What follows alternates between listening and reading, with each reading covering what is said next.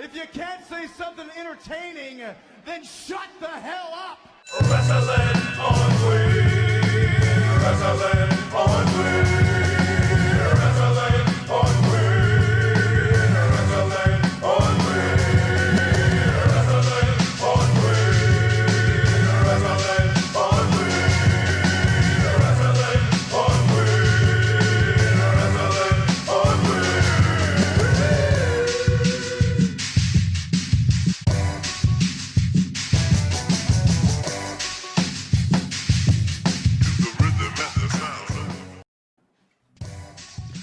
What up, Wow Nation? You know what time it is. It's time for the AEW Dynamite review joint hosted by your boy in the very high Travis Sly, the champion of the Wow Nation at the moment. You know if you like the video, like the video. Let me get Where's my belt? Let me get you right. Let me get you right. Let me get you right. Let me get you right. If you like the video, hit that subscribe button and notification bell to stay locked in when we go live right here on Wrestling on Wii. Make sure to stay locked in after the review joint for the official blunt ratings and also the news of what's been happening the last 2 days, and also to see what badge will be awarding for last night's broadcast. Now let's start the show. All right, show started off with CM Punk coming out because when it comes to AEW, they love them some wrestler commentators. They might not be wrestling the ring, but they're going to be on commentate. But one of the weirdest things happened. Well, not weirdest things. A JR incident happened. Adam Cole comes out because the first match of the night is Adam Cole versus Jungle Boy.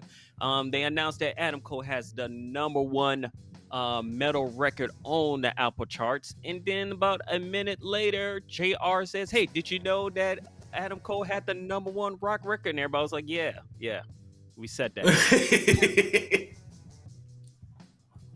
But you know, it's him. But this whole night was really about Brody Lee. They were in his home city, and they were supposed to be there the year before, but couldn't get there due to COVID. So tonight was a huge tribute. But like I said, the first match of the night was Adam Cole versus Jungle Boy Jack Perry.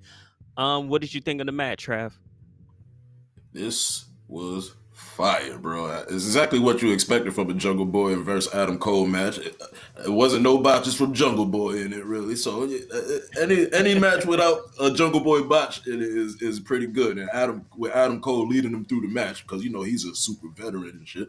It was great. And oh man, Jungle Boy is very good, bro. He's very good. Yeah. That Hurricane Rana over the top rope to the outside, that was dope. But it was Adam Cole, he had to cheat pretty much, and it was pretty even until Adam Cole did what he did with that mule kick to the nads, and then he hit him with the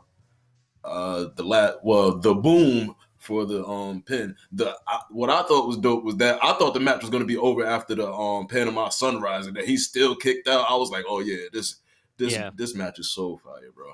What I would say is AEW. I mean, it's an issue for Raw as well, but WWE has a knack of making you feel like it's a possibility that this person might win. Like Finn Balor versus Roman Reigns, they can give you that feeling.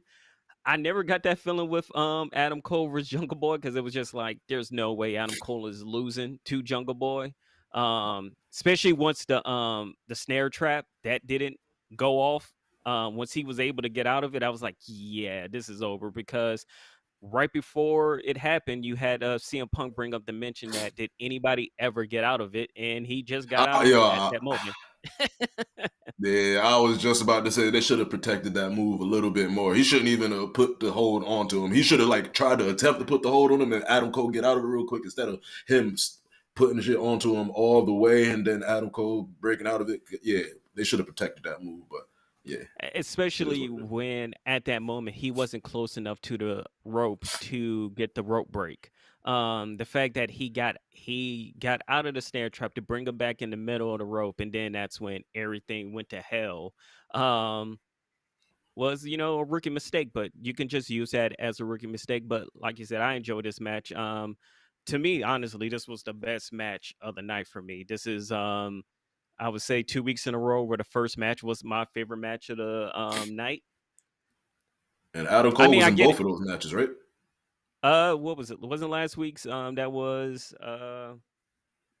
Daniel Bryan Danielson versus Kenny Oh, Omega. duh. That was Yeah, Adam Cole on Rampage. That was the yeah. opening match. Okay, no, I mean yeah, on whichever show that Daniel Bryan and Kenny Omega didn't happen on. Yeah, Yeah, but hey, really enjoyed this match, and of course, Adam Cole wins with the running knee to the back of the head, and then of course we get the Elite coming out, and that was the least amount of cheers I've ever heard for the Elite.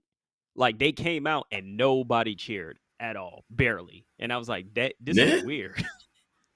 Yeah, I don't think I noticed that. now I was watching it, and like they got like a few cheers in the beginning, and then like it just died down. Like it's usually a bigger commotion, but that was for certain people didn't get like a huge chant, but the crowd was hot. But like when it came to certain hills, they were just like, "Yeah, all right, you're here. All right, cool." Especially we went into a promo. You got Carl Anderson on the mic, basically telling why everybody is elite. Said that the tag team champions are EVPs, extremely violent people. We're gonna talk more about EVPs later on in the news when it comes to that, because there's a reason why that was Oh yeah, brought up. Because of what's going on backstage with Tony Khan. But to go back and forth on the mic, we get Adam Cole telling everybody that he told everybody what was going to happen, that he was going to be undefeated, and he still is. Nick Jackson gets on the mic and gives it to Michael Nakazawa, and about to do for the best promo in all of wrestling. There's some CM Punk chants; those go crazy. Kenny Omega takes microphone and said that his telephone's been ringing off all week. His social media has been full to the brim of people telling him the same thing over and over again, that his match against Bryan Danielson was the greatest match they ever seen. To that, he says, that's cool, but see if he cares. Danielson took him to the limit and cashed in on his promise and kicked his head in. But here's the problem. He couldn't get the job done when it counted. And the other problem is that he had 0 record, and he's never seen him face to face in that ring ever again. Of course, this brings in Bryan Danielson, and he comes out and gives him the most WWE type promo, which the Kenny No Balls Omega, and the crowd eats it up, and they start chanting Kenny No Balls for the whole rest of the night. CM Punk with one of the lines in the night basically saying that's going to be on a t-shirt, and hopefully it will be.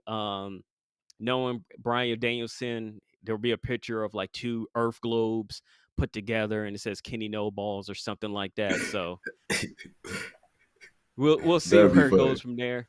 Of course, he brings out the rest of the crew. The Elite scatter like usual. The rest of the crew is Frank Kazarian, Christian Cage, Jurassic Express, and Elite run away, and that's it. And that was about like a 20-minute promo. What you think of the promo for this? The promo was cool. I feel like Daniel Bryan has been doing the same promo since like the week before the first time him and Kenny fought. Yeah, Adam Cole is always good on the mic. Carl Anderson had me dying because he named all of them down. He's like, and then of course you got Brandon Cutler and Michael Nakazawa. that shit was I bad. just handed the That shit mic was off. bad funny. And then Brandon Cutler tried to cut a promo. Nick Jackson grabbed the microphone. I'm like, shut up, Brandon. Like, we don't want you to talk. We want to give the microphone to the best promo in the game, Michael Nakazawa. That shit was bad funny. Michael Nakazawa was like, silence. I have nothing to say. I didn't know I that was dead. Michael Nakazawa was Nigerian. That is nice, man. That is good to know. Iko Nakazawa, I feel I that. did like Apollo Crews, right?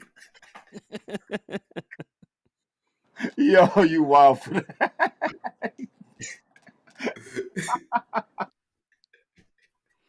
But But yeah, I thought it was speak okay though. yeah, speaking of promos, we got to like one of the worst of the night, and that's anyone with Andrade. Because we come back, Lucha Bros, they're chilling, they're getting interviewed, and then Andrade rolls up on them and asks where Pac is and his aide. They want that AAA Tag Team Championship belt, and that was basically it. But it felt like it was a minute too long to get to the point where it is, because it was like, get somebody to speak for Andrade. Like, he can't cut English promos. We're okay with that. Let him speak in Spanish because it seems like he's more sure. It just seems like it goes nowhere when they force him to speak in English. My thing is, everybody that was in this segment was Spanish. Why couldn't they just all speak Spanish? Like, you know what I'm Yeah. saying? Give us some subtitles. Give us some subtitles, something at least. I love And when yes, NXT does that. When they just go, all right, we got Io Shirai. Just let her speak Japanese, and we'll just put the yeah. subtitles in there. And AEW was doing that at first with like Rio Mizunami and like a lot of the other Japanese chicks that was coming over. I don't know why they stopped doing that. Have them trying to speak English. That's you know. I mean, I'm trying. mostly Penta mostly speaks Spanish the whole time, so his like Exactly. Ray's the one that does all the English as far as everything goes. So I don't know why, but it just for such a short promo, it felt like a drag to just watch it. Yeah, with these particular wrestlers, bro, I don't need too much promo, bro. Just give me the match. Yeah. I don't. Yeah, I don't really need too much promo for them. I mean, we've watched Luchador wrestling from WCW, and I can't remember any promos during the Cruiserweight Championship other than Chris Jericho. Other than that, it really did not matter. Or maybe a They little. were I'm about to say, or maybe a little Eddie Guerrero. Yeah, but I Yeah, mean, that's it. they got more personality once they got to WWE. But as far as WCW, everything was them wrestling, and that's all that mattered. So we don't, like you say, we don't really need them talking. But the next matchup was Dante Martin and Matt Sydal versus the Nightmare Family, Cody Rhodes and Lee Johnson, and Cody Rhodes with some of the biggest boos of the night. The night of AEW history, bro. They do not like this man, which is quite interesting. Like I said, I want y'all to tune into on the news because I'm going to be talking about possibly all the stuff going on backstage. But I mean, just like with any Cody match, it was decent. But I mean, Dante Martin is Dante Martin. That man is super athletic. CM Punk was putting him way over during the commentary, basically saying this man is like a martial artist in the ring, and I can't wait to be in the ring with him. I'm looking forward to that because that man is just super athletic. Like the stuff he does in the ring is beautiful, and I mean, he's a future TNT championship champion in the future. But I mean, that's as far as he'll be able to go in AEW. But I mean, him and no in AEW, yes. What, By you can't get the himself. TBS belt? Or you mean like tag team champion? Yeah, people forget that his brother is injured. His brother is good too. He's just injured, and Yeah. the better of the two is getting mad at the shine right now. But his brother is damn near as good as Dante Martin is. And I'll say this: I need to see Dante Martin versus Ray Phoenix at some point because that shit would be crazy. Yeah. But hey, you also gotta remember you just said the best of the two is getting a shine, and that can lead him just to being a singles wrestler. That's just usually how it happens. I don't, but in WWE because I they wouldn't be always surprised. steady trying to split people. Yeah. But I mean, there's certain, I mean, at right now with the tag team champions of AEW, I feel like Penta, it's still to me as great as he is as a tag team champion. I like him more as a single. He just has more personality by himself when he's by himself. Because I mean, also we saw him in Lucha Underground by himself for the majority of the time. Um, but back to the match, super athletic.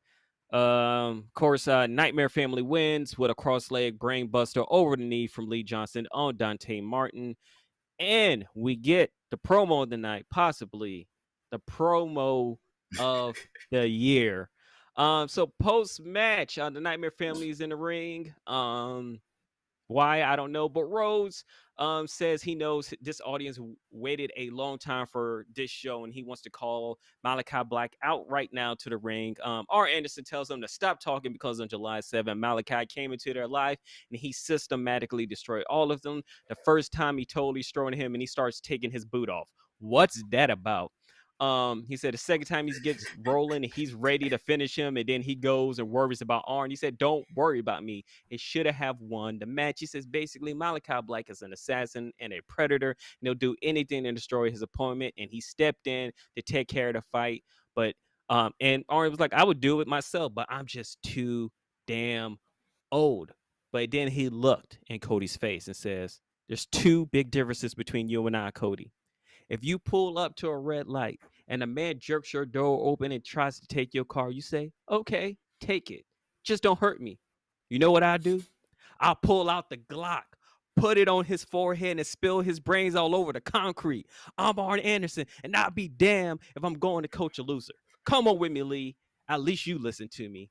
So we have. Last week we had Homicide popping up. Damn! Last week we have Homicide popping up on Rampage, and Arn Anderson is committing homicide on AEW Dynamite. Somebody was like, "This is going to be a future. This is going to be a future Griselda track. This Arn Anderson clip is going to be on a Griselda beat in the future." The next whoever from Griselda comes out with the next mixtape, that promo will be on it for sure. It'll be Griselda or Smoke Dizza, one of the two. Exactly. Oh, and this is the crazy thing. The only unfortunate thing is if the person that jerked open the door is Sid Vicious, he would automatically take the gun from Arn Anderson and then end up shooting Arn Anderson. You petty. You petty. Why you bring that up? You petty. I mean, how do you bring scissors to a scissor fight and then end up getting the scissors taken from you? I don't know. You have to ask Arn Anderson about that. Yeah, man. He like, we gotta forget about that. That's bad for my image. Because if I was Cody, I would bring that up. But you know, Cody's not petty like me. He ain't petty road.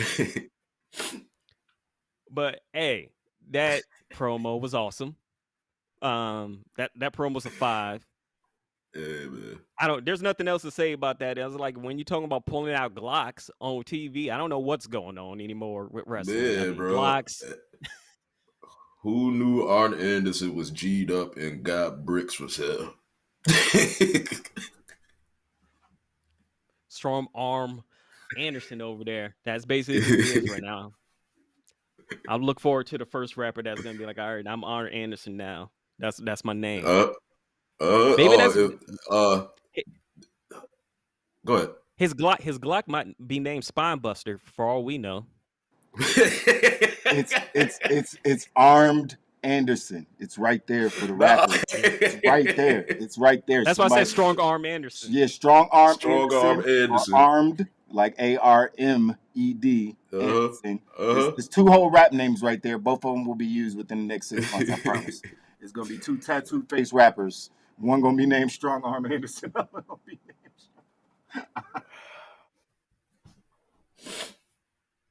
the 45 Horsemen, you know, that's the Colt 45 Horsemen. The 44 pillars of gangbanging we got going on. So, you know, there's a lot. Oh man. So shout out to Brian Pillman, you know, other wrestlers that pull out guns. What? He pulled out a gun. You gotta shout out the Undertaker, man. I mean, you gotta shout out the Undertaker. He almost got shot guns Steve and Austin. knives, nigga. Yeah. Undertaker in the back. Yeah. Gilbert Arenas. Shout out to him. You know, locker room guns. Yeah, man. Because Arnold was around back when men were men. You heard? Yep. And they were all playing Rides from Hell. So enough of this. Let's move on to the next match of the night. We have Anthony Green of Bear County versus Darby Allin, Eddie Kingston, and Jon Moxley. And this match was really nothing. It was a feel-good match. That was basically it. Yes. Of course, Darby Allin, Eddie Kingston, Jon Moxley win by pinfall with the Violent Crown from Mox and King on Anthony Green. And I don't know. Like it makes sense for Moxley and Eddie Kingston to do like, you know, beat down shenanigans afterwards, but then they just brought Sting in and he's just doing Scorpion Deathlocks, and I was like, Death Drops, and I was like, that was weird. I was like, are they tweeners now? I was like, that doesn't fit them. But, all right, whatever. Jon Moxley is definitely about to turn heel at some point because, bro, you could just see it in the way he looks at the crowd when he comes out. Like he was like, he just looks like y'all don't fuck with me as much as y'all think. Y'all think y'all do. You know what I'm saying? Like I held this whole company down through a whole pandemic, and now y'all cheering for these. You know what I mean? You know what I'm saying?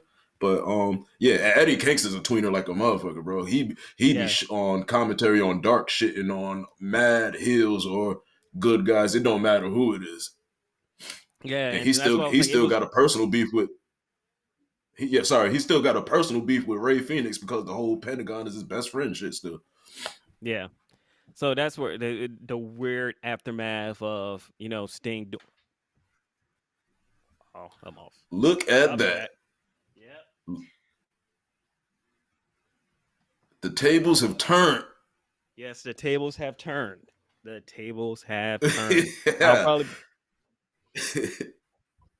All right, there I am. All right, way back. All right, but yeah, it was just weird for that whole Sting thing. Unless they're going to do something with it, but this seems like something they're just going to forget in the future. But the next one up, we get a video package fallout from Dr. Britt Baker, DMD, defending her title against Ruby Soho. Basically said, yeah, everybody was chanting your song because they liked the song, but not because you're any good, because you came against me and you lost, and you need to get back to get in the back of the line because I'm the champion for now. Who's going to be the next contender against her? Who knows? But hey, Britt Baker cutting great promos like usual. Yeah, absolutely. You know, they just got to put her on TV for at least 2 minutes every week. So it is what it is. Yeah. Mm-hmm. We get the Hardy family office in the ring, and Matt Hardy cuts a promo. Basically says, he was supposed to debut in Rochester, New York last year, but unfortunately that got deleted because Rochester is an awful town that produces awful people and doesn't deserve a legend like Big Money Matt Hardy. This leads us to the Dark Order and Orange Cassidy versus the Hart family office. There were so many wrestlers in the ring, and this is another match that really meant nothing. What was really being told was the storyline with -1 and his mom being there to make sure that everybody in Dark Order gets back together, especially in tribute of Brody Lee. And that's exactly what happened. Dark Order and Orange Cassidy wins by pinfall with a lateral press from John Silver on Jorge Joel. Dark Order stand tall in the ring to celebrate in Brody Lee's memory, putting -1 on 10's shoulders. So what was your thoughts on the match? And basically, really just a storyline, because this is basically what this match was really for at the end of the day. Yeah, and they didn't have the Orange Cassidy and Matt Hardy shit in between this shit either. But they try to get as much shit going on Dynamite as they can. And but otherwise, I thought the match was dope. When John Silver has the best hot tag in wrestling, I think, right now. He goes nuts on everybody. I love it. Orange Cassidy was mad funny. He's always funny. Not Evil Uno. Stu Grayson did a couple. They all did their thing. Everybody did what they were supposed to do during this match. I don't know. Matt Hart, the HFO, bro. Like, I want to see, there's mad tag teams in the HFO. I want to see them trying to compete for titles. Like, you know what I'm saying? But they're all in they a got group like 16 in there. Together. Like, huh? They got like 16 in there. Yeah, that's what I'm saying. Like, I want to see them fighting each other. Like that. I don't want to see 3 tag teams in one fucking faction. Like, but it is what it is. Yeah, unfortunately, at this moment, I just feel like the HFO is just such a useless stable at this point. Yeah, man. And like you said, you want all of these tag teams fighting for trying to get the belt. You got to split them up so they can actually have people to fight against, because who they will fight against is basically in their team.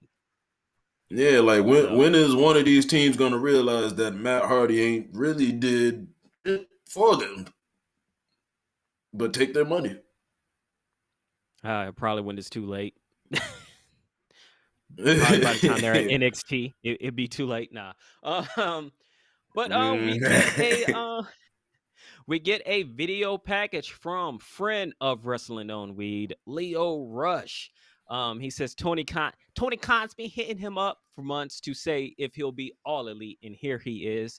You can also call him LBO because he does leverage buyouts to make his money, and that's true success. And I can't tell from this promo if he's going to be a manager or if he's actually wrestling. Me neither. It sounds like he's a because manager. That's what it sounds like to me too. Because he's definitely said that he's like pretty much done wrestling, right? He said he wanted to finish out his New Japan contract and then he was done. Yeah, it really sounded like because he was like, he comes in, does projects, and builds things up. And I was like, that sounds like a manager. Like you get a wrestler, you build them up, and then you constantly keep doing that. So I wouldn't be surprised. I mean, we've seen him in a manager role before. I mean, look at the lats, look at the back. We saw him with him and Bobby Lashley.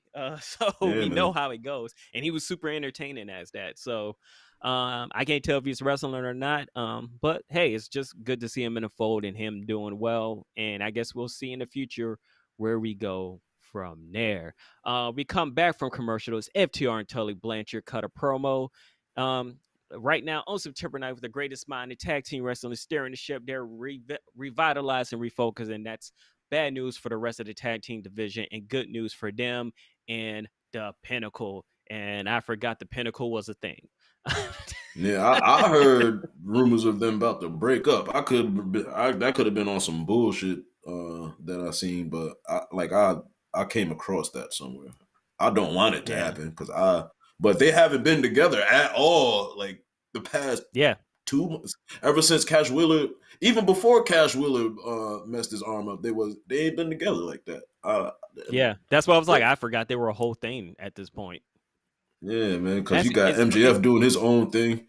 Sometimes Wardlow and Sean Spears have a tag match on Dark every now and then, and FTR, but they're always separated. Like, but I like them. I want to see them do more.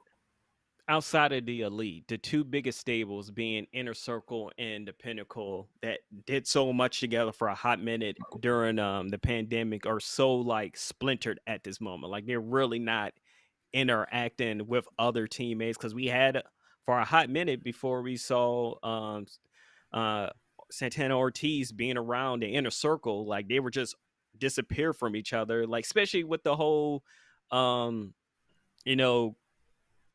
Jericho and what's Slip's dude name? Well, I'm forgetting his name. Jake Hager. Thank you. Well, all of their beef with Lambert and everything, and like they have, I was like, y'all have numbers as well. Y'all act like y'all don't have a other group that you could bring in to try to even out these odds, and y'all just getting beat down while being in a whole stable at the same time. That makes no sense to me, but it is what it is.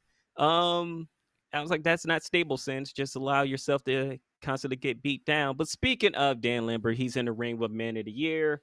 Basically talk about Chris Jericho taking that knee, and Chris Jericho taking these little pipsqueak little wrestlers to the next level. And I was like, that's not how this went. I was like, I don't know what history of AEW he's rewriting. I was like, him being there was a huge deal, but let's not act like the Elite weren't also a big deal as well. But it is what it is.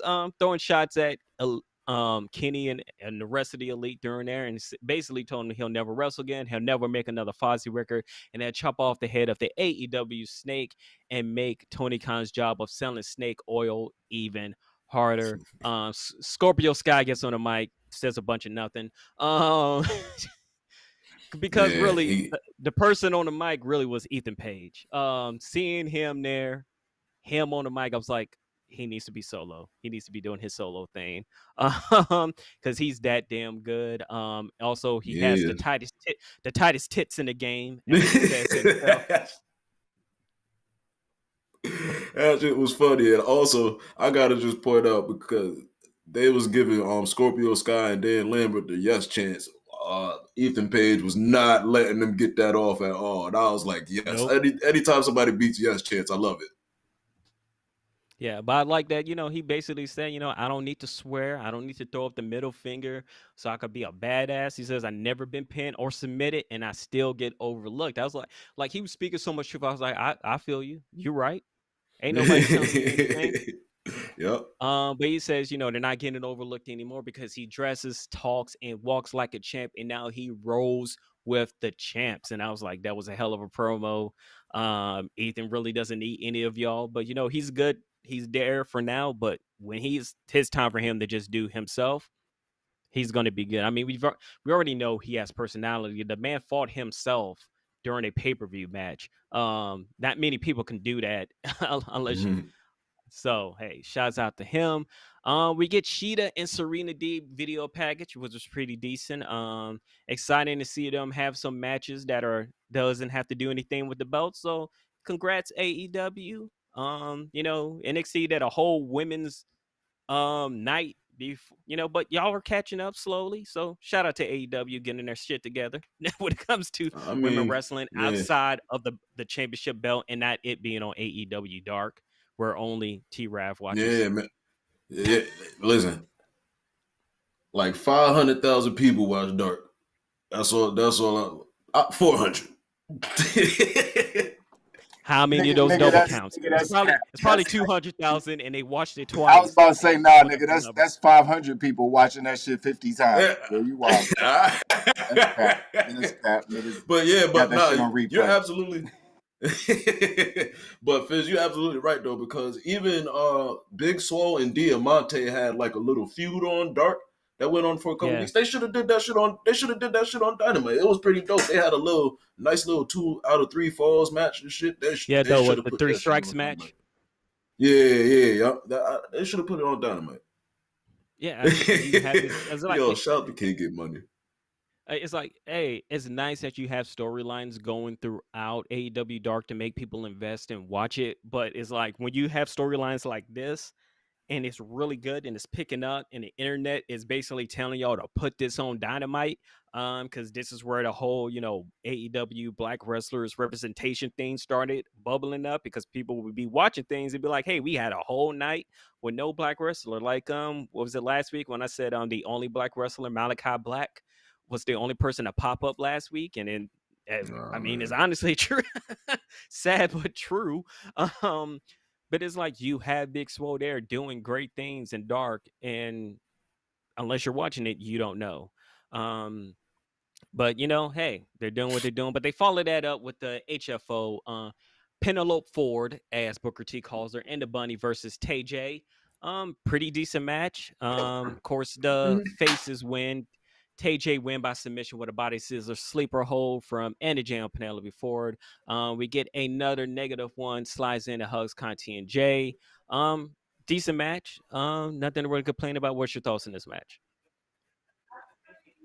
I thought it was pretty cool. I liked it then more than both of the singles matches that they had between each other. I can see what I think should happen. I think the TBS title should be women's tag titles instead of another single title, in my opinion. But they need to build up more tag teams, obviously. But I could see TJ being that those first champions and possibly leave it. Yeah, well, they said they're gonna make just to have more on television.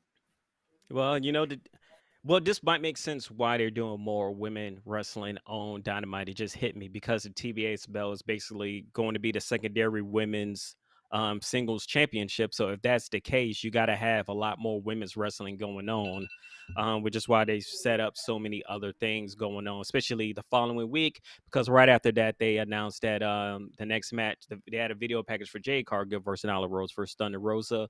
Well, that's going to be on Rampage, but it makes sense of why all of these women wrestling matches are happening now, because you got to start building up towards the TBS championship once Dynamite makes the move to TBS.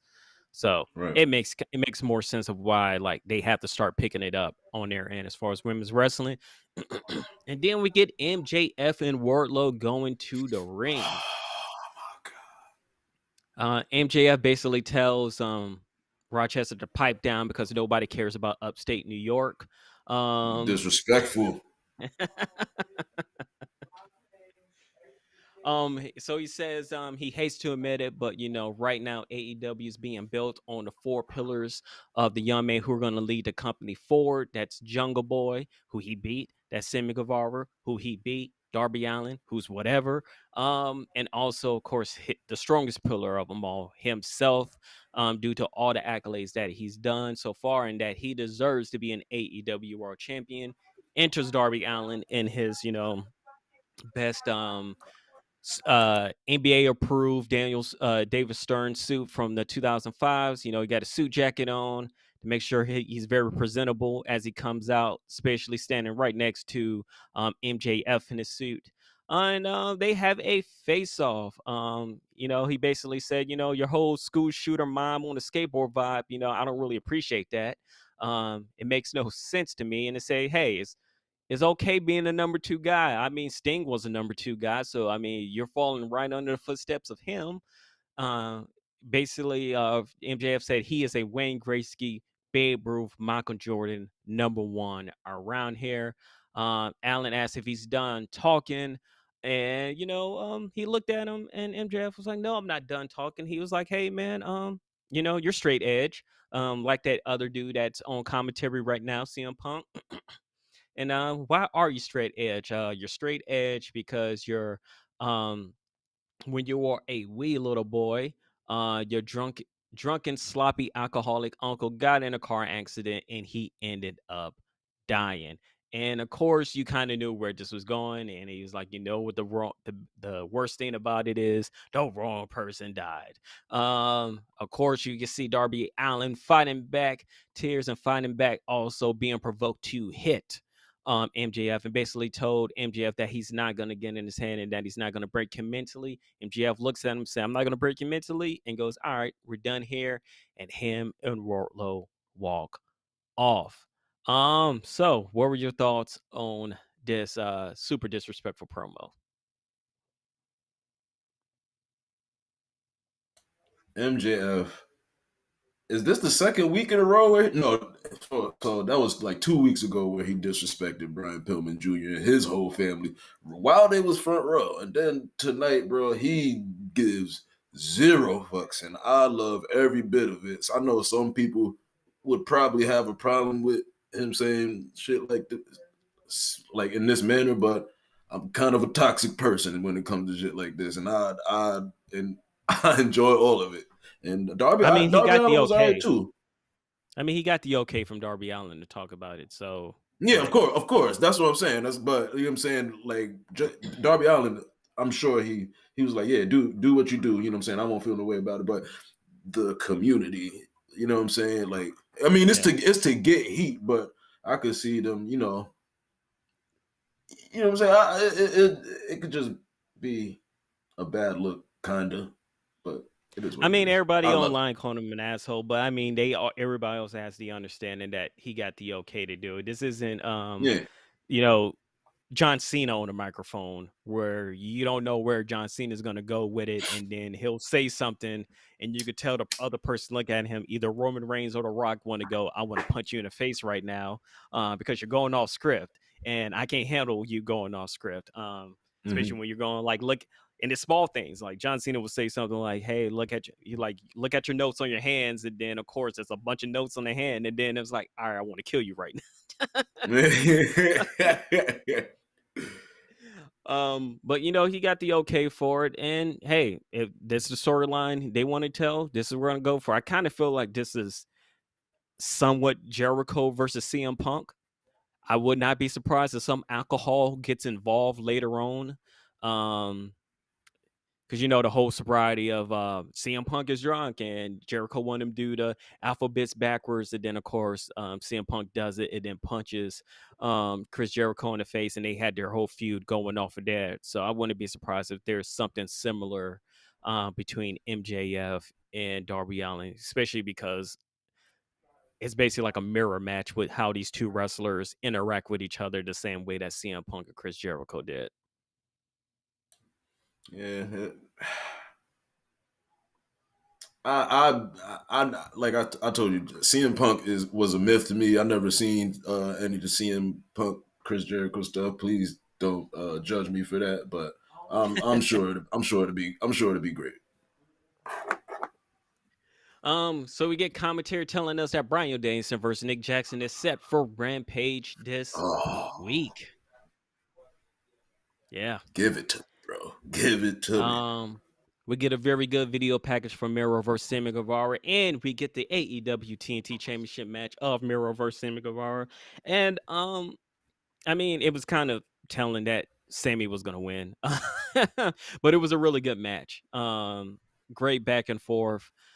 Sammy going for the Spanish fly into a DDT, but Miro catching him, almost killing himself trying to catch Sammy when he did that, and putting him in the belly to belly suplex was a great move.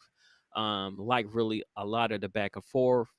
Guevara, we saw that he was looking up Miro was looking up to the gods. He was calling for it. Sammy sidesteps the Machka kick, big corner knee, another knee because he couldn't throw him to the other side of the ropes. They were jockey position on the turnbuckles. Diving Ace Crusher connects. Argentine backbreaker rack attempt fails. Macha kick connects. 1, 2. No, Sammy rolls out the ring.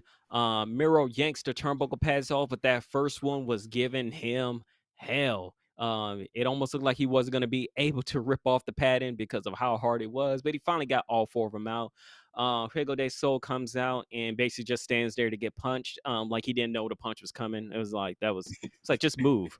You knew he was going to throw y'all just looking at each other. It's like, unless you're going to hit him or he's going to hit you, move out the way.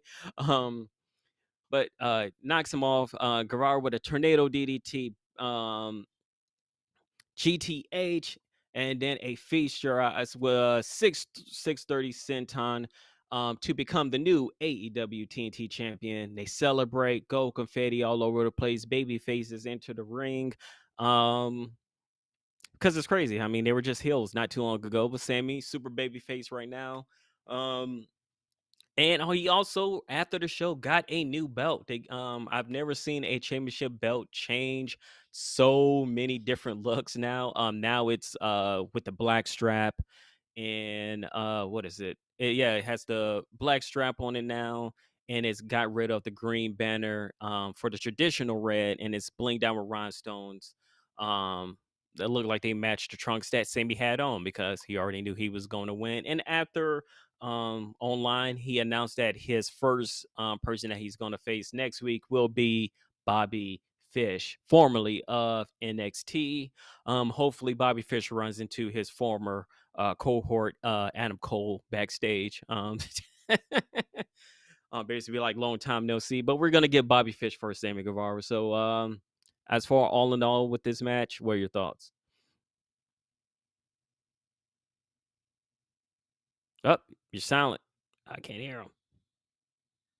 My fault, fam. So my only problem with the match, I love the match. The match was cool. My only problem is that Sammy Guevara, it's the ranking system problem. He's not in the top 5 of the ranking system at all. Yeah. So he just skipped the line. And I understand that he called out Miro and Miro accepted, but I don't know.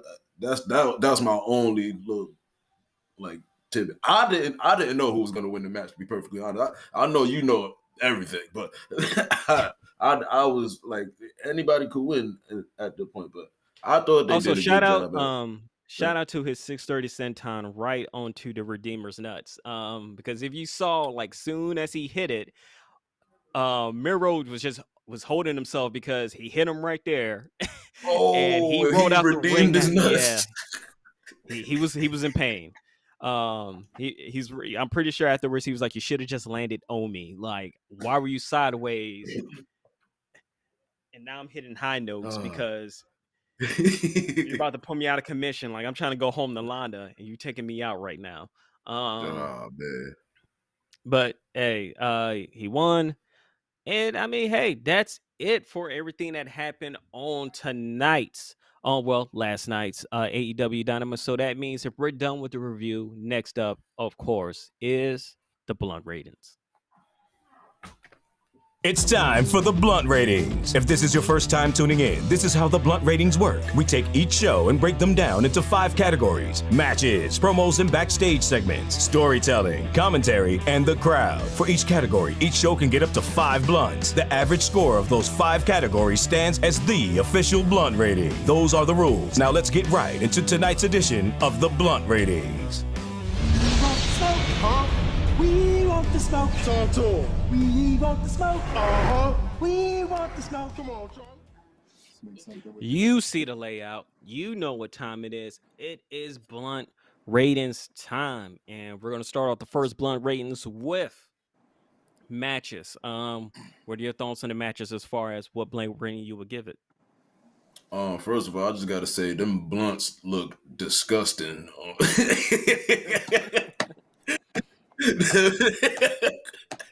Like the leprechaun's hand. Like I smoke backwoods, man. Them good backwoods, man. Them good backwoods. I know exactly what it was when I saw it. Them joints probably got mad holes in them. They got mad holes in them. Them the ones in the pack you can't use this shit. Them ones. Yeah, look, them shits look like all in other. They used the other two. They kept those three for the picture. Look like the Yeti's fingers.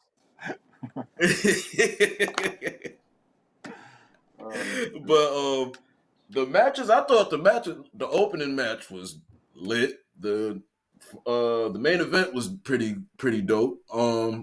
I enjoyed the Dark Order and HFO match a tidbit.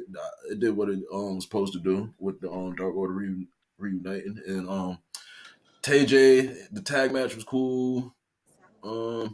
I'll say 3.75. I'm not mad at that. I was leaning 3.75 towards 4, so 3.75 it is. Yeah. Next, let's move to promo and backstage. Now, like I said, we had one of the worst promos, which was the Andrade Lucha Bros thing that just went nowhere. But we also had a few bangers. The Arm Anderson gang, we had that. We had the MJF and Darby Allin one. I mean, just with those two alone, I mean, I'm okay with giving it a 4.5. What about you?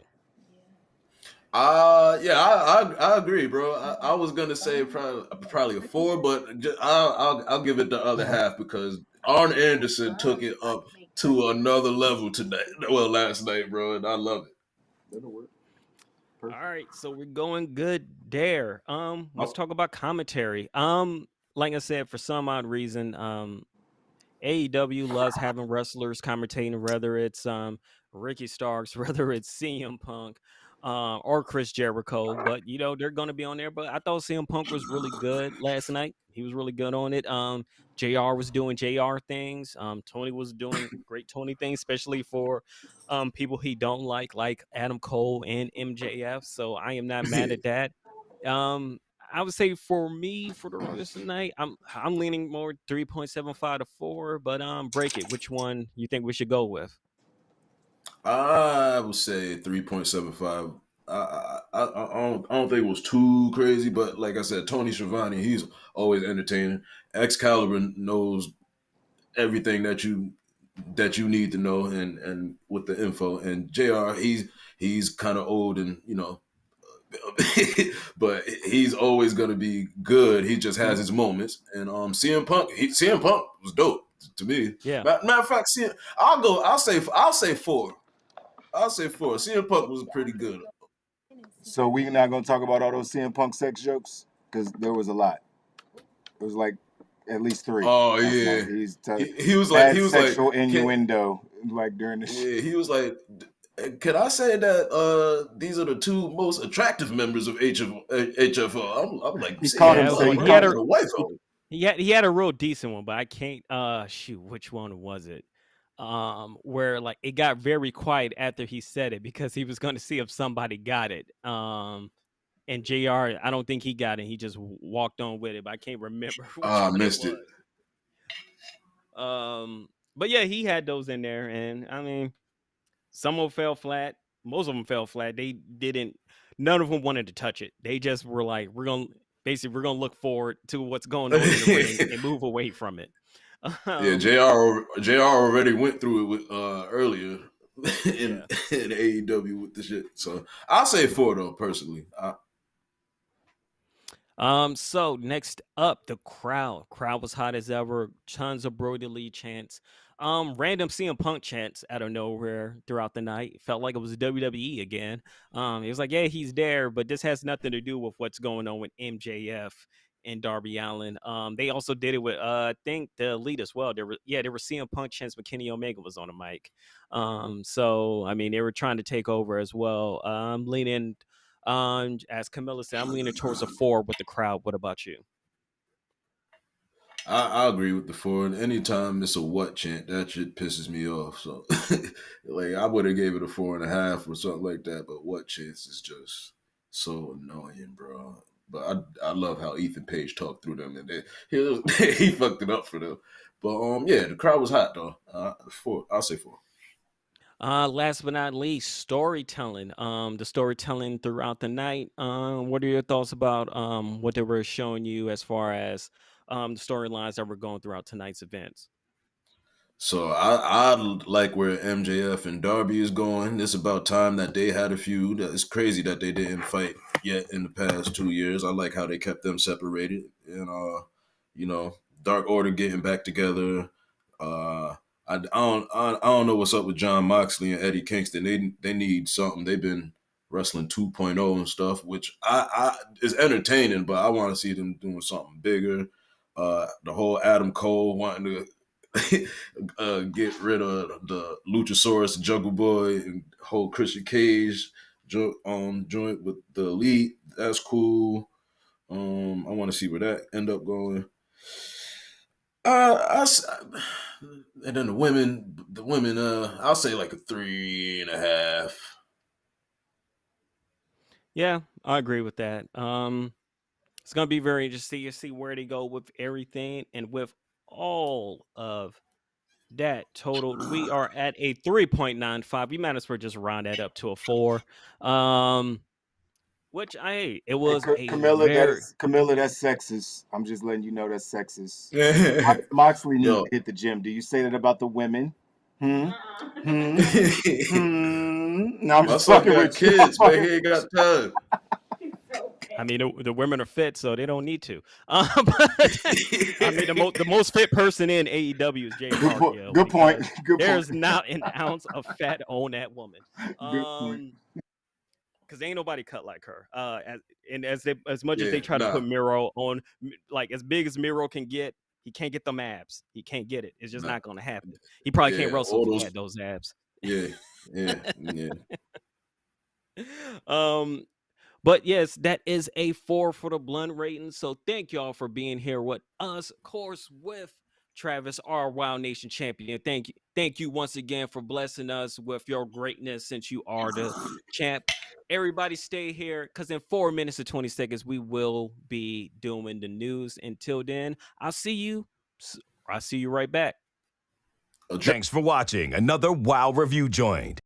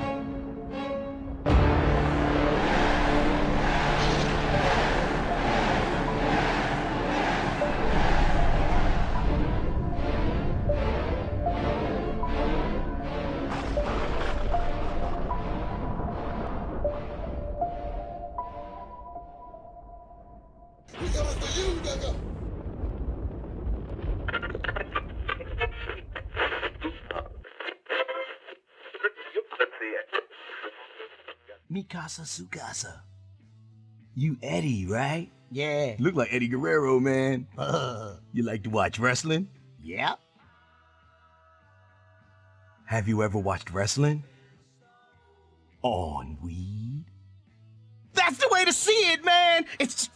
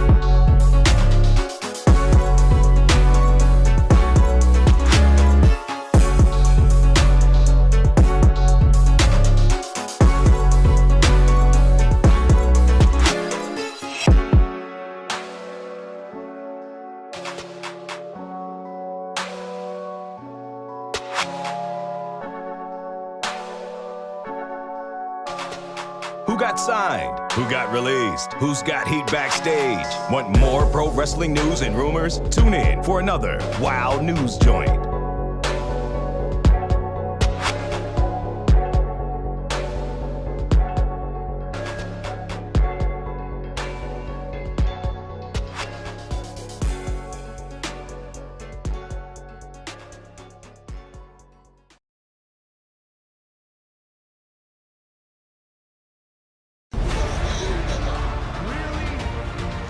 This is my yard now.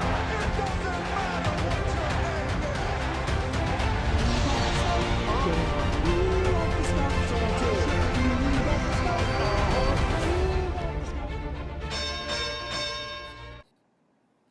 Welcome back, Wow Nation, and welcome to the news joints for what's going on in wrestling, pro wrestling news, rumors, and updates.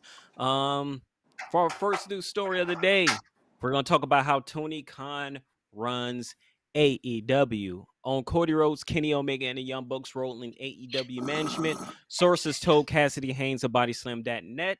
Basically, they are EVPs in name only in 2021. They no longer have final say in creative or talent hiring, any of them. Tony Khan pulled back on the reins and took that power away from them all, which kind of makes sense of why there's more women actually having things to do, because it being under Kenny Omega was going nowhere. There's also rumors that there is possible beef between Cody Rhodes and the Elite, that they haven't talked to each other in months, especially the Young Bucks and Cody. If you look at the Young Bucks Twitter bio, they say they are the best tag team in the world, even better EVPs. If you look, if you remember last night, the EVP thing got mentioned by Carl Anderson. It's basically calling them extremely violent people. But I'm not surprised of Tony Khan taking over. This is the thing. You can't have people, especially wrestlers.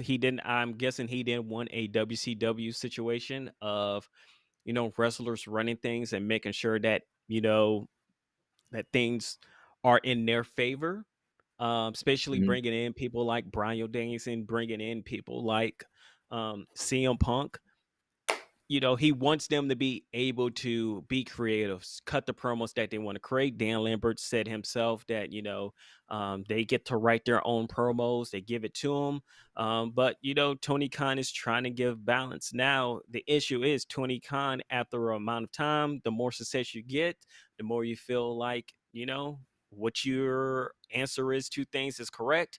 Because we know that with a certain person named Vince McMahon, because Vince was very, collaborative during the Attitude Era, and as time went on, he kind of pulled the reins on what other people were thinking, and basically was like, "No, I got this done." Hence why Vince Russo felt the way he did, and then of course he went to WCW and ruined WCW because he also felt, "Hey, I know all about wrestling." But hey, he's make sure he's checking them. The only issue I can see happening is if any of them feel a certain way about that, not having that creative control, and that can lead to issues further down the line. But we will see. What are your thoughts on Tony Khan running AEW, and rest of the elite and Cody Rhodes just being executive vice presidents in name only? Yeah, man. I just don't want to see them fight, bro. I just don't want to see them fight because I love the product. You already know how much I love AEW, but I do agree with Tony Khan getting like more control of the creative, because I feel like Kenny and the Bucks and Cody, they worry about, obviously they worried about what they got going on top of other people. They should only be worried about what they're doing as far as the creative goes. And Tony Khan, he's proved to be a good booker. So I think as long as he doesn't get like a big head, like Vince McMahon, as long as he doesn't get big headed and think, you know what I'm saying, as long as he's able to take criticism and like take other people's advice or whatever, I think it'll be cool. But I just don't want to see any turmoil between the guys. Yeah, I mean, speaking of that, I mean, the thing I didn't mention during that MJF thing is that he mentioned Bruce Pritchard, who we know is running things backstage of WWE, especially Raw and SmackDown.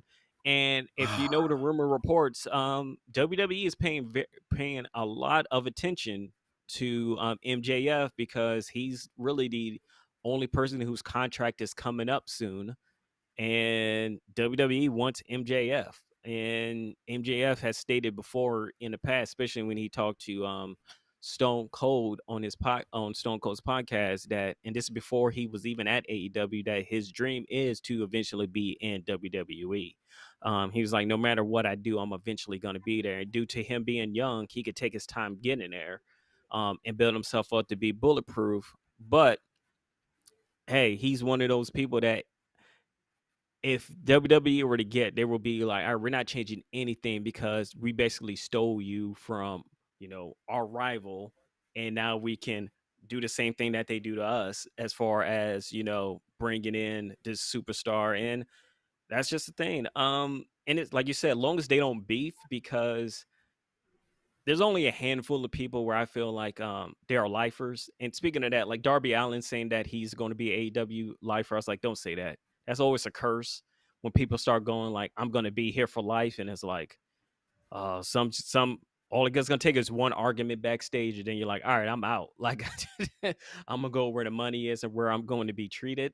Um, because there was already, and this was early on, that of course WWE is very paying a lot of attention to Kenny Omega, because the question always is him being an EVP, he was the one that least had anything to do, because he had to focus on wrestling.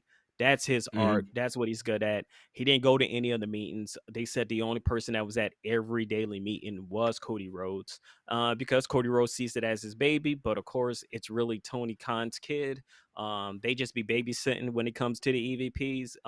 It is really Tony Khan's kid because it's his money, and he does what he wants to do at the end of the day. And like you said, he's been booking since he was a kid.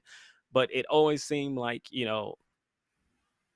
what happens when Kenny loses the belt, and if he starts feeling dispassionate of what's going on in AEW, then that's when things get a little scary, because that's the one person you don't want to leave, because Uh, he is, AEW.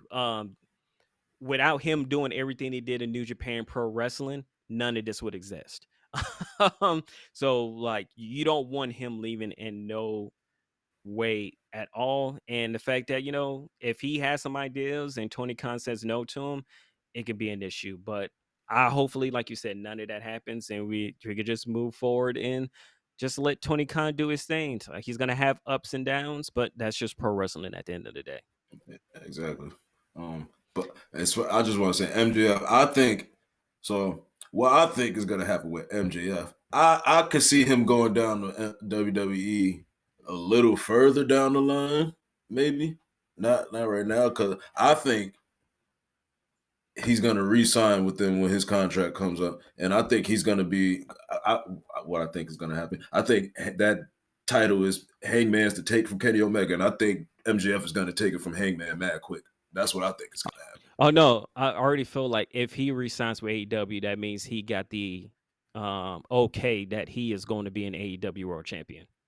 He doesn't resign if he doesn't get that. If they say no, we don't see it in the future, he's gone. Yeah, exactly. But yeah, like I just said, that's how I think it's gonna go. But yeah, we'll see. Speaking of possible wrestler signing places, we got a Bray Wyatt update. During today's Wrestling Observer Live, Brian Alvarez said that he does not believe that former WWE star Bray Wyatt will be signing with AEW. There were rumors that his non-compete was less than 90 days and he was possibly going to show up last night. But they were like, if you look at how AEW does their whole talking of wrestlers coming in, they basically start mentioning that the wrestlers coming weeks before. They give little best in the world stuff, giving hints that Bryan Danielson is right around the corner. They were like, there's no hints about Bray Wyatt coming there because they don't feel like Bray Wyatt's going to come there. And they were like, the main reason he won't come is because of creative control. And as I just stated, only one sole person has creative control in AEW, and that's Tony Khan. So everybody believes that Bray Wyatt's most likely to end up in Impact because they will give him full creative control of his character, which I mean, they did the same thing when it came to, even though it still was a collaborative effort, but they gave a lot to Matt Hardy and everything that he did and Impact, and he will most likely be able to get that. And also on the other side, Braun Strowman is also likely to be going to Impact as well. And the thing is, even if Bray Wyatt goes, it doesn't matter. He could still be a part of AEW because that forbidden door is wide open. So he can do both if he wants to and still be collecting a huge Impact check. So what are your thoughts on Bray Wyatt possibly not going to AEW and being a part of Impact? To be perfectly honest, I don't want Bray Wyatt in AEW. I don't not like Bray Wyatt. I like Bray Wyatt. I just don't think his the type of characters that he make would fit in AEW. You know what I'm saying? But Impact is perfect for Bray Wyatt, and I want that. I want to see him with Rosemary and all type of fucking Father Mitchell, all type of shit. I'm with all the shenanigans on Impact. So he could actually kill somebody on Impact. You know what I'm saying?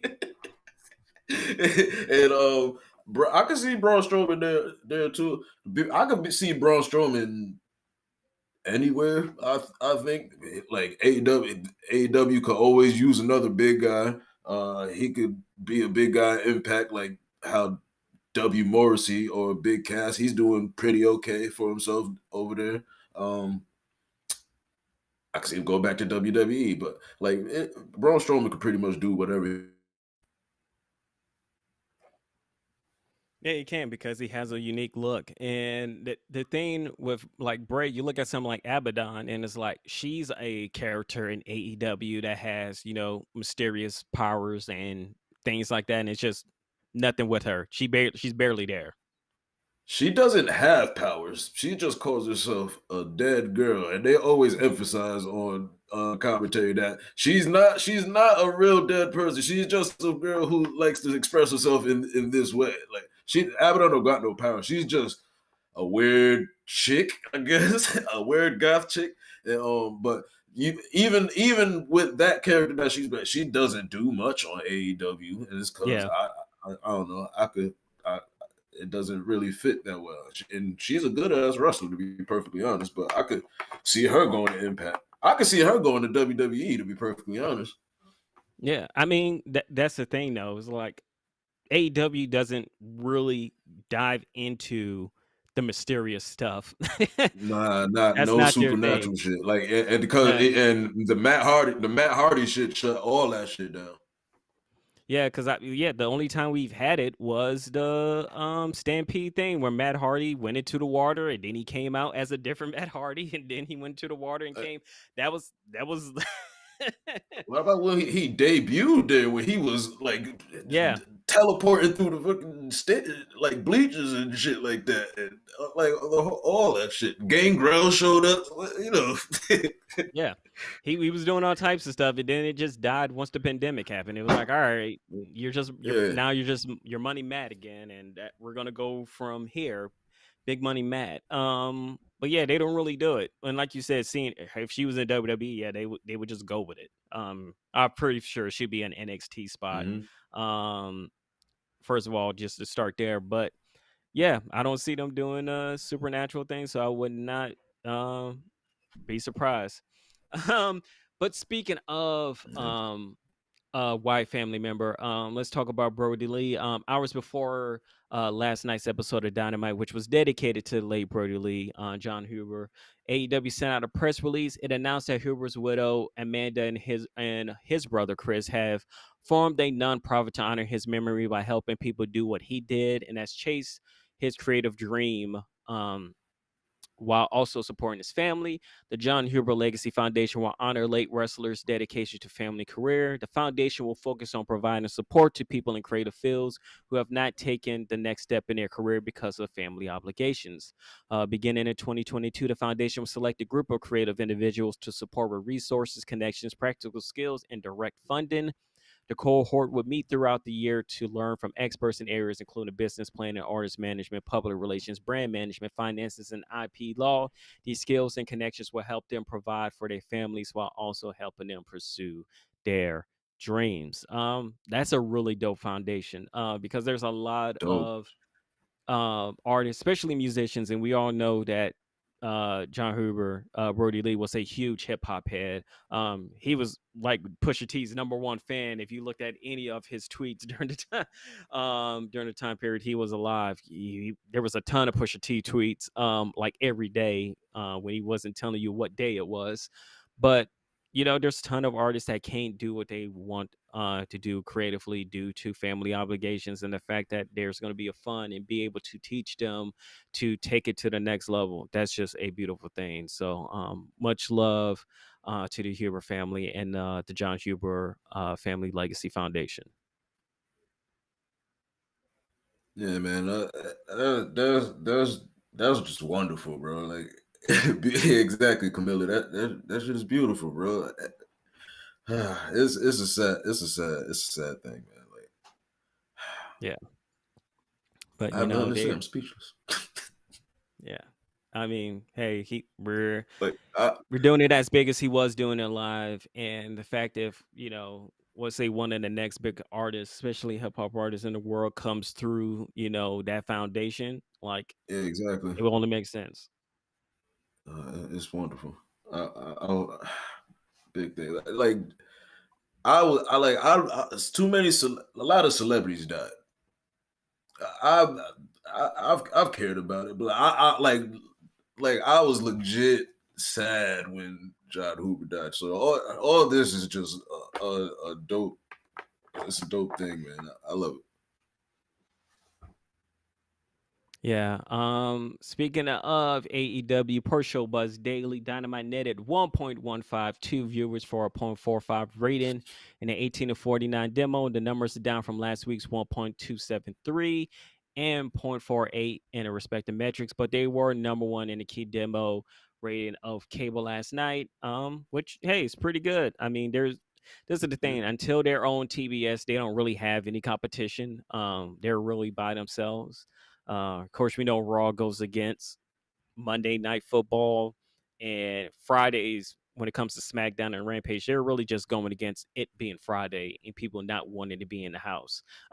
um, so we have all of that going at the same time. It's going to be interesting once, of course, the NBA season starts to see where Dynamite's going to go, and especially when the NHL season starts, because NHL will be on TNT and Dynamite will be on TBS. So numbers went down for a bit, and it seems this whole week everybody's numbers went down. Raw went down, NXT went down really bad. So it's going to be interesting to see how Friday night ends. Yeah, not really too big on numbers, but uh, The only numbers you care about is the amount of blunts you smoke a day. Now it's time. And the number of wins that I get during a pay-per-view because I'm the champ. Now it's time for some quick hits. PW Insider reports the reason Alexa Bliss was written off television is because she's undergoing sinus surgery. And speaking of no surgery, Sheamus underwent no surgery yesterday. The Celtic Warrior took to Twitter, posted a pre-surgery photo in the morning, and then posted a follow-up photo indicating that the operation was a success. So we have two. Sheamus is only going to be gone for a little bit, but it's going to be a while before we see Alexa Bliss again. Oh, okay. Yeah, I hope she comes back regular. To be perfectly honest, Yeah, the rumor is when she comes back, she'll be a regular Alexa Bliss. That she's gonna drop the whole gimmick. Yeah, regular sassy talking Alexa Bliss. That I'd like that a lot. And Sheamus has been one of the savers for Raw, I believe. So I plan on watching Raw this coming week. It's the draft. I ain't watched it in a while, so I'm gonna give it a watch, see how it goes.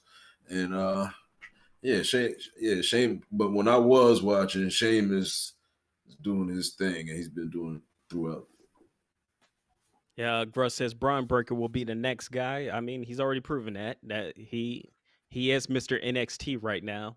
So the man could cut a promo and he could wrestle. Breaker. Like it's just in his blood. Some people just have it. So he is one of the people that have it. After he wasn't on Raw, Wrestlers Over Radio noted Randy Orton also missed a weekend house show. PW Insider adds that word backstage on Monday night was that Orton was not cleared to perform. So Orton is out. We don't know when he'll be back, but hey, looking forward to seeing Orton back in the ring again. Yeah. So damn, he's not going to be on Raw. Did RK Bro split? No, they're still around. It's just that he's. Oh, all right. Yeah, we had AJ Styles versus Riddle, which was a banger. So. Oh, okay. All right. Cool. All right. As long as RK Bro ain't split. Yeah, I want to witness the split of RK Bro. So yeah, Randy could do whatever. He could sit out for a little bit and come back. He's gonna be Randy fucking Orton, do Randy Orton things. Kiara Hogan has officially signed with AEW, which means she won't lose that many matches in a row again, because it seems like if you don't sign with AEW and you're just a person that's contracted to be there, you're not going to get no wins. But hey, she's officially signed now, so I wouldn't be surprised if she's in a mix for that TBS championship. I don't see her winning. I kind of felt like that's going to be Big Swole's championship, since she did everything on AEW Dark and got her episode of AEW Dark with a lot of views. So I can see that being her thank you for killing it on AEW Dark, and here's a championship. But it's nice to have Kiara Hogan in AEW. Yeah, it is, and I want to. I know they fought when she first got there, but I want to see her with Jade Cargill like on teams. I would love to see that there. I think they'll complement each other pretty good. She would be a better mouthpiece than Homeboy for Jade Cargill. Exactly. And especially the height difference. So like he's like, no, don't look up at her. Look at me. I'm the one talking to you. But per Talk Sport, WWE is planning to hold SummerSlam 2022 in the United Kingdom, likely at the Cardiff's Principality Stadium. So we're going overseas for for SummerSlam, which I'm not mad at. Long as the planet's still here, that'd be a good place to go. Kick it in London to see some dope wrestling. And I mean, if they're gonna do that, they gotta get some UK wrestlers to be in like a main event or somewhere close to a main event, and somebody not named Drew McIntyre from the UK or from Europe. You know Because damn well it's gonna be Drew retire. McIntyre. I don't even know why you even said that. That was such a waste of breath. Yeah, of You course. know I damn don't know well Finn Balor being But Raw. they they Finn Balor doing have this Raw and for let him Drew do his thing. McIntyre. They're literally doing it for him. He getting that belt back. yeah, that's a fact. What about Bruiserweight? Pete Dunne. Pete Dunne. Anyways. PW Insider reports that there's been recent talks within WWE on the documentaries getting shopped around to other streaming services or broadcast networks. WWE is looking to see if outside platforms have any interest in airing their documentaries. This is why they haven't shown any on theirs. They did the whole thing with AEW with the AEW biography things, the Booker T one. They did a lot of those, and I think they're trying to push some towards Netflix because, hey, that's just more money getting paid to them. Because if you take their documentaries, you got to pay them for it, rather than it being on a Peacock and they're not getting that big of a pie. Which I'm surprised the Peacock's not fighting for it, since technically it's in their library. But hey, more money, more money. Yeah, that's pretty much the same thing Smack is trying to do right now. He's trying to get his shit on Netflix or something. That'd be very smart.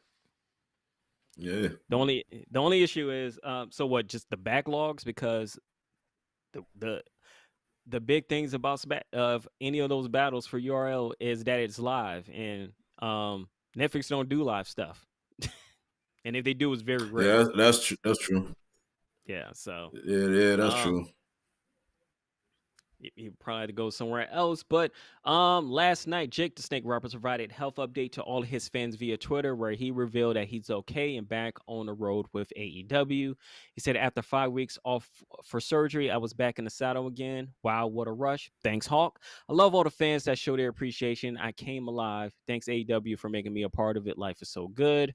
On Wrestling Observer Radio, Dave Meltzer and Brian Alvarez indicated that Roberts was out recovering from foot surgery. So we should see him a lot more throughout AEW, and him being back with the Murder Hawk.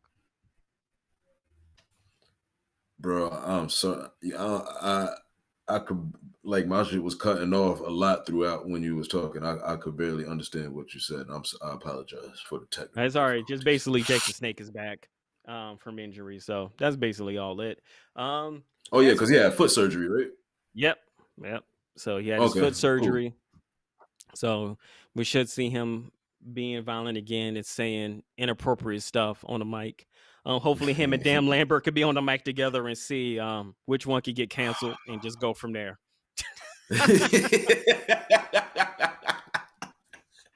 A cancel off. Yeah. I'm so looking forward to that.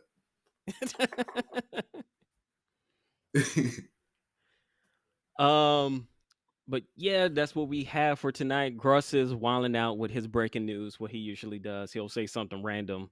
He said the youngest Uso brother to join Bloodline this Friday. He calls the top rope to break. I mean, first of all, like, how do you even, like, we're going to see him, like, earlier in the day just putting the ropes together, and then he has, like, a string, and he'll just, like, pull it, and once he gets up there, he just waited the whole time, and we just missed that. Behind the scene camera? No. What was that WWE camera thing? Shoot, what was it called? GTV? Yeah, there you go. Yeah. Coming back. Or the hackers coming back. We don't know. But that is our news for today. Thank you, everybody, for joining us. If you like the video, make sure to hit that subscribe button. Make sure to come back on Saturday to get hit with the reviews and blood ratings for SmackDown and Rampage. Travis, you want to say something to the people before we roll? Just address the champ as your highness, and I appreciate everything that the fans do for the channel. Talk to me nice. All right, that's the lowness right there, telling you how he talks to. That's your boy Physics. Appreciate y'all for being here, and I will see you next week. Peace. Like the video, subscribe to the channel, and hit the notification bell to know when we go live next. Follow us on Twitter and Instagram at Wrestling on We, and thanks for watching.